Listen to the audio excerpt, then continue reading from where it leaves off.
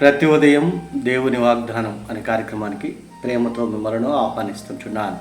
ఈ ఉదయకాల సమయంలో దేవుడు మన కొరకు ఏర్పాటు చేసినటువంటి వాక్య భాగము యెషయా గ్రంథము 43వ అధ్యాయము 25వ వచనం చివరి భాగాన్ని ధ్యానించుకుందాం. యెషయా గ్రంథము 43వ అధ్యాయము 25వ వచనం చివరి భాగాన్ని ధ్యానించుకుందాం. నేను నీ పాపములను జ్ఞాపకము చేసుకొనను. క్రీస్తునందు ప్రేమైన దేవుని బిడ్డలారా, ఈ ఉదయకాల సమయంలో పరిశుద్ధాత్మ దేవుడు మనకిస్తున్నటువంటి వాగ్దానము, నేను నీ పాపములను జ్ఞాపకము చేసుకొనను. ఈ యొక్క వాగ్దానాన్ని దేవుడు మనకును, మన కుటుంబాలకును, మన ఆత్మీయ జీవితాలకును దేవుడు ఆశీర్వాదకరముగా మార్చునుగాక. ఈ యొక్క మాటల్లోని అంతరార్థాన్ని, ఆత్మీయ సత్యాలను మనం గ్రహించినట్లయితే, ప్రవక్తలలో ఒకడైనటువంటి యెషయా ప్రవక్త ఈ గ్రంథాన్ని రచిస్తూ దేవుడు యెషయా ప్రవక్తతో ఇశ్రాయేలు యొక్క ప్రజలను ఉద్దేశించి ఈ యొక్క మాటలను మాట్లాడుతూ ఉంటున్నాడు. పైభాగంలో మనం గమనించినట్లయితే, నేనే నా చిత్తానుసారంగా నీ అతిక్రమములను తుడిచివేయుచున్నాను, నేను నీ పాపములను జ్ఞాపకం చేసుకొనను. ఇశ్రాయేలు యొక్క ప్రజల యొక్క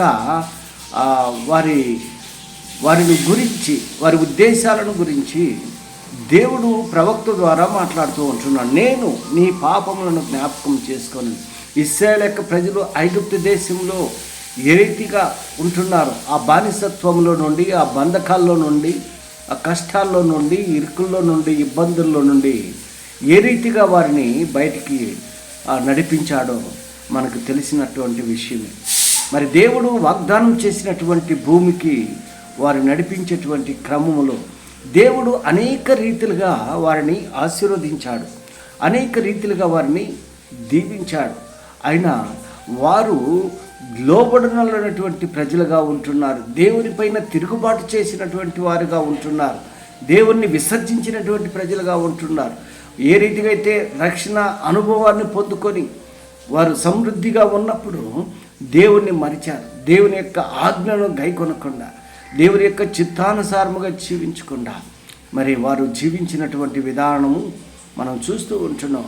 అయినా కూడా దేవుడు వారి పట్ల కృప చూపుతూ ఉంటున్నాడు, వారి పట్ల ప్రేమ చూపుతూ ఉంటున్నాడు, వారిని జ్ఞాపకం చేసుకుంటుంటున్నాడు. ఎందుకనగా పితరులతో చేసినటువంటి వాగ్దానాన్ని బట్టి, పితరులతో చేసినటువంటి ప్రమాణాన్ని బట్టి మరి దేవుడు వారి పట్ల కనికరము చూపుతూ ఉంటున్నాడు. ఎందుకనగా ఆయన కనికరము కలిగినటువంటి దేవుడుగా ఉంటున్నాడు, ఆయన ప్రేమ కలిగినటువంటి దేవుడుగా ఉంటున్నాడు. క్రీస్తునందు ప్రేమైన దేవుని బిడ్డలారా, దేవుని నమ్మినటువంటి బిడ్డలుగా మనం ఈ లోకంలో మనం జీవిస్తున్నప్పుడు అనేక పర్యాయములు మనము దేవునికి దూరంగా జీవిస్తూ ఉంటున్నాం, దేవుని విసర్జించి జీవిస్తూ ఉంటున్నాం. ఆయన కొరకు దేవుడు మనల్ని ప్రేమిస్తూ ఉంటున్నాడు.